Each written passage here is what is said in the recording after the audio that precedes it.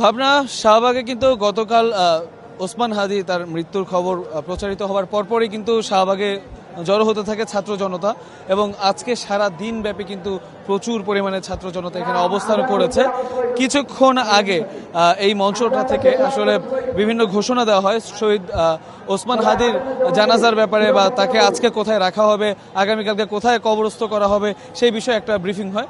সেখানে কিন্তু আসলে এই মঞ্চ থেকে জানানো হয়েছে যে আজকে ওসমান হাদির মরদেহ পৌঁছানোর পর সেটাকে সরওয়ার্দী মেডিকেল কলেজ হাসপাতালে সেখানে রাখা হবে এবং সেখানে সর্বসাধারণে যাওয়া নিষেধ করা হয়েছে। তাদের পরিবারের পক্ষ থেকে বলা হয়েছে যে তার যে মরদেহটা সেটার সাথে আসলে তার পরিবারই সেখানে থাকতে চান, সময় কাটাতে চান।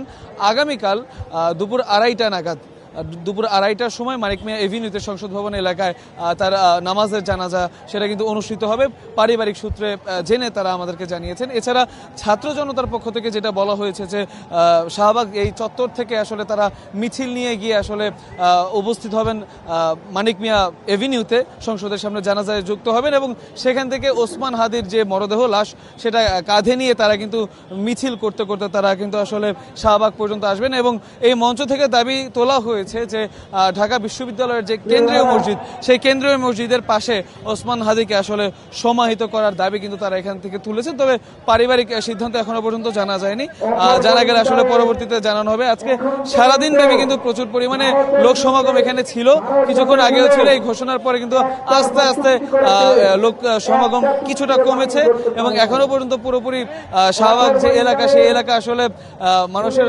স্লোগানে কিছুক্ষণ আগে যেটা প্রকম্পিত ছিল এখন কিছুটা শান্ত রয়েছে। তবে শাহবাগ চত্বর কিন্তু এখনো পর্যন্ত যারা বিক্ষুব্ধ ছাত্র জনতা, শুধুমাত্র ছাত্র নয় সর্বস্তরের লোকজনই আমরা এখানে দেখছি হাদির জন্য এখানে অপেক্ষা করছেন। তারা হয়তোবা অনেকে ভেবেছিলেন আজকে হয়তোবা ওসমান হাদিকে তারা দেখতে পাবেন তার মরদেহ, তবে কিছুক্ষণ আগে কিন্তু নিশ্চিত করা হয়েছে তার মরদেহ আজকে কেউই দেখতে পাবেন এবং আগামীকাল জানাজার সময় আসলে যারা সেখানে যাবেন তারা হয়তোবা দেখলেও দেখতে পারেন এবং পরবর্তীতে তার লাশটি কিন্তু তারা শাহবাগ হয়ে ঢাকা বিশ্ববিদ্যালয় যে কেন্দ্রীয় মসজিদ সেই কেন্দ্রীয় মসজিদে নিয়ে যাওয়ার কথা কিন্তু জানিয়েছেন। এবং সারাদিন ব্যাপী কিন্তু ভারতীয় আগ্রাসন এবং আধিপত্য বিরোধী যে স্লোগানগুলো সেই স্লোগান কিন্তু দেওয়া হয়েছে।